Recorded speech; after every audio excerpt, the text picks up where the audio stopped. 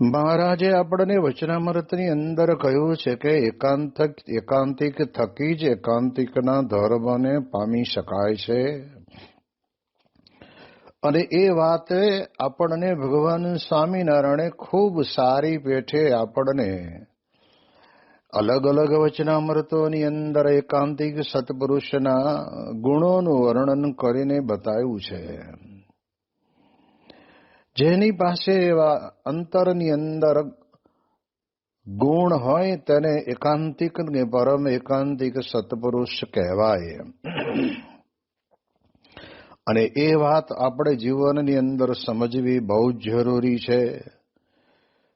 અને એ ન સમજાય ત્યાં સુધી ગમે તેટલી આપણે પોતે વ્યક્તિગત સાધના માટે કહેતા કે આપણે કંઈ શાસ્ત્રોનું વાંચન પઠન કે ભગવાનનું માનસી પૂજા બધું કરતા હોઈએ એ સારું છે, પણ અંતરની અંદર પડેલું જે હું અને મારાપણાનું જે અજ્ઞાન છે ને એ જ્યાં સુધી નહીં ટળે ત્યાં સુધી અક્ષરધામના અધિકારી બનવામાં ઘણું છેટું રહી જાય.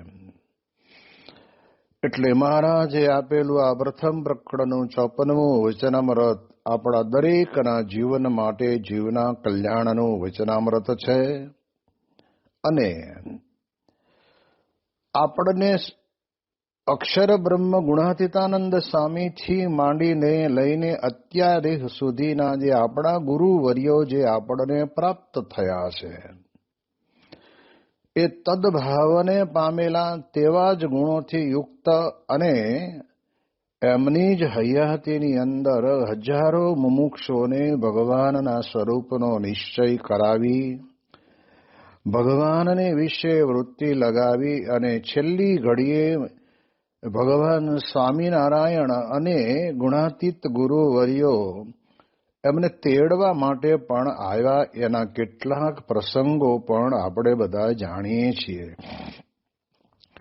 એટલે મુદ્દો મહત્વનો આ જ છે. કાં તો ભગવાન મળે તો કલ્યાણ થાય ને કાં તો ભગવાનના અખંડ ધારક સત્પુરુષ મળે તો કલ્યાણ થાય. એટલે એટલા માટે થઈને આપણને કહે છે કે મળે પ્રભુ પ્રગટ પ્રમાણ રે, કાં તો તેના મળેલે કલ્યાણ રે. એહ વિના કોટી ઉપાય રે, આત્યંતિક કલ્યાણ નવ થાય રે.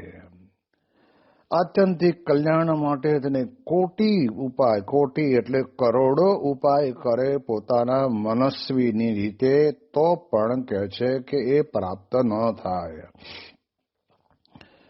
ભગવાન મળે ને ભગવાનના સંત મળે એનાથી જ આપણા જીવનની અંદર આપણી મુક્તિનો દરવાજો ખુલી જાય છે.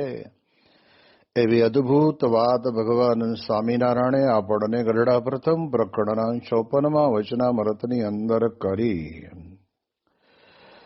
હવે આપણે બીજો વિચાર કરીએ છીએ કે અહીંયા આગળ ગરડા પ્રથમ પ્રકરણનું 55મું વચનામૃત, પરમહંસોએ આ વચનામૃતનું શીર્ષક એવું લખ્યું છે કે ભજન, સ્મરણ અને વર્તમાનના દ્રઢાવનું. જો ઘણી વખત એવું પણ બને પોતાની રીતે એમ માની લીધું હોય કે હું સત્સંગની અંદર આવ્યો અને આવ્યા પછી મારું મન ભગવાનમાં જોડાઈ ગયું છે, પણ ક્યારેક ક્યારેક આપણને આપણા જીવનની અંદર એ ભજનમાં પણ દ્રઢાવ રહેતો નથી કે ભગવાનના સ્મરણનો પણ દ્રઢાવ રહેતો નથી કે પછી વર્તમાનને પાળવાના છે એની અંદર પણ આપણી દ્રઢતા રહેતી નથી. એમાં પણ ખાસ કરીને આપણે જોવાનું કે જેને સત્પુરુષ નથી મળ્યા એને કોણ કહેશે કે ભાઈ તું તારા જીવનની અંદર તારા વિચાર કર કે તને નથી ભજનનું સુખ આવતું કે નથી સ્મરણનું સુખ આવતું કે નથી પછી વર્તમાનમાં તારું ઠેકાણું. પણ જ્યારે સત્પુરુષ મળે છે ને એને એના ભાગ્ય ખુલી જાય છે. એટલે આપણે જાણીએ છીએ કે બોચાસણની અંદર શાસ્ત્રીજી મહારાજ પોતે મંદિરનું નિર્માણ કરતા હતા અને તે વખતના સમયની અંદર હીરામુખી તો પોતે પોતાના જીવનની અંદર ચારુતર પ્રદેશની અંદર મહારાજના સમયમાં જેમ જોબન પગીનું તીર ચાલતું એમ એ પ્રકારે એની પોતાની પ્રવૃત્તિથી એ પ્રસિદ્ધ હતા અને કોઈના કહેવાથી એણે શાસ્ત્રીજી મહારાજને જમવા માટે એટલે કહેતા કે ઠાકોરજીનો થાળ કરવા માટે એ રસોઈનું સીધું સામાન મોકલાવ્યું હશે. શાસ્ત્રીજી મહારાજે કહ્યું કે બોલાવો એને, આપણે જમાડીએ, એ આવે છે. શાસ્ત્રીજી મહારાજ તો પોતે અક્ષરધામમાંથી આવેલા પુરુષ હતા અને એમનું કામ જ એ હતું કે જીવનની અંદર જે કંઈ આપણામાં નાની મોટી ક્ષતિઓ પડી છે એને કેવી રીતે કાઢવી, એની કળા તો સત્પુરુષ પાસે જ હોય. તે જમી રાત્રે 12:30 વાગે તે ઓટલાદરા પહોંચ્યા ત્યારે અહીં મધરાતે પણ ઘણા હરિભક્તો દર્શન માટે એકત્રિત થયેલા. તે સૌને 5 મિનિટ આશીર્વાદ પાઠવી 1 વાગ્યે આરામમાં પધાર્યા. તારીખ 7 માર્ચની સવારે સ્વામીશ્રીનું ક્ષોર કર્મ ચાલી રહેલું. તે વખતે અટલાદરા મંદિરની ઇતિહાસ પોથી ઉઘાડતા સ્વામીશ્રીએ વાત કરી કે આ મંદિર છે ત્યાં પહેલા હરિજનના ઘર હતા અને આજુબાજુ ઉકરડા હતા. તે જમીન મથુર કાકાએ મહેનતે કરી લઈ આપેલી. તેઓના ઘરના કાશીબા ખરેખરા ભક્તિભાવવાળા હતા. તેઓના સંકલ્પે મંદિર થયું. બીજા એક મોતીભાઈ ખાસ હરિભક્ત હતા. તેમણે પણ આ મંદિર બાંધવામાં મદદ કરેલી. મંદિરના બાંધકામ વખતે શાસ્ત્રી મહારાજ અને સંતો ગામના મંદિરમાં રહેતા. પછી જૂના સંપ્રદાયના સંતોની ઉપાધિથી આ મંદિર પાછળના બીજા મકાનમાં રહ્યા હતા. શાસ્ત્રીજી મહારાજ દરેક મંદિરની શરૂઆતમાં પોતે ઉભા રહે અને પછી બીજાને કામ સોંપી દેતા. આમ સ્વામીશ્રીએ સૌને ઇતિહાસમાં ડોક્યું કરાવ્યું. તે દરમિયાન મુંડન વિધિ પણ પૂર્ણ થયું.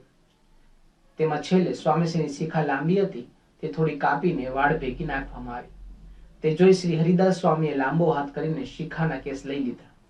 પણ તેઓની આ ક્રિયા સ્વામીશ્રીની ચકોર નજરથી અજાણી ન રહી. તેઓ તરત જ બોલ્યા, પાછા મૂકી દો, હું કહું છું. એમ કહી તે કેસ પાછા મુકાવી દીધા અને પોતે જ જે વસ્ત્ર પર કેસ વેરાયેલા તે લુગડું લઈ શૌચાલયમાં ગયા. ત્યાં બધા વાળ ખંખેરી નાખ્યા. શ્રીજી મહારાજની પ્રાસાદિક વસ્તુઓને જાળવવા સ્વામીશ્રી વિશાળ અને આધુનિક પ્રસાદી મંડપ બંધાવેલા. પરંતુ પોતાની પ્રાસાદિક વસ્તુઓને તેઓ પાયખાનામાં પધરાવીને સંતોષ માનતા. જાતની આટલી અવગણના, અવહેલના તો કોઈ ભિખારીએ પણ નહીં કરી હોય.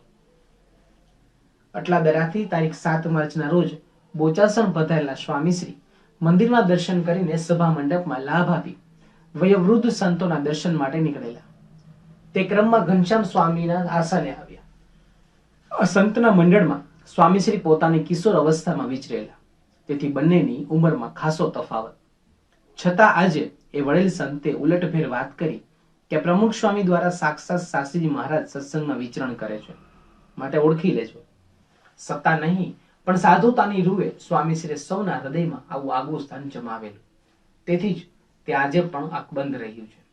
સૌનો આવો પ્રેમ મેળવી સ્વામીશ્રી બોચાસણથી આજની સાંજે જ સારંગપુર જવા નીકળી રહેલા. તે વખતે હરિભક્ત નવી લોરી ટ્રક લઈને પૂજન કરવા માટે આવી પહોંચ્યા. સ્વામીશ્રીએ તેને ચાંદલા કર્યા, પુષ્પો પધરાવ્યા. ત્યાં જ તે હરિભક્તે ઈચ્છા વ્યક્ત કરી, બાપા આપ બેસીને લોરી પ્રસાદીની કરો. ઉતાવળ હોવા છતાં સ્વામીશ્રી તે ટ્રકમાં ડ્રાઈવરની બેઠક પર બિરાજ્યા અને ભક્તોનો ભાવ પૂરો કરી સારંગપુર જવા નીકળ્યા. ભક્તની નાનામાં નાની ઈચ્છાને પણ પૂર્ણ કરવી તેને સ્વામીશ્રીએ પોતાનું કર્તવ્ય માનેલું. ફૂલની એક એક પાંખડી કે કમોદના એક એક કણને ખીલવી પકવી દેનારા તેઓ અનોખા માળી હતા. બોચાસણથી સારંગપુર જતા રસ્તામાં જે ગામમાં આવતા ગયા તેને સ્વામીશ્રી સ્મૃતિ સાંકળથી ગુંજતા ગયા. લીંબાસી આવ્યું ત્યાં રસ્તા તરફની શાળા ચિંતા તેઓ કહ્યું, યોગીજી મહારાજ અહીં પારાયણ કરેલું. આગળ જતા વોઠા આવ્યું, તેનો મહિમા સમજાવતા કહ્યું, અહીં 7 નદીઓ ભેગી થાય છે. સાબરમતીમાં 4 નદીઓ ભળે છે અને વાત્રકમાં 3 નદીઓ. તે 2 નદીઓ અહીં ભેગી થાય એટલે 7 નદીઓનો સંગમ ગણાય. વોઠા વટાવ્યું ત્યાં સિંજીવાડા આવ્યું.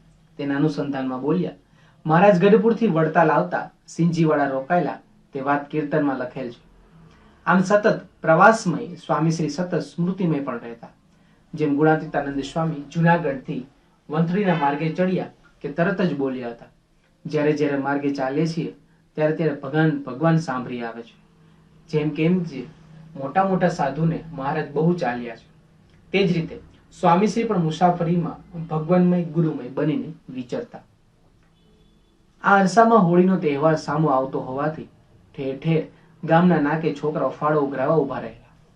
વાહનોની ગતિ નાથવા અને મુસાફરો પાસેથી રકમ મેળવવા તેઓ માર્ગ પર પથરા ઝાંખરા નાખતા.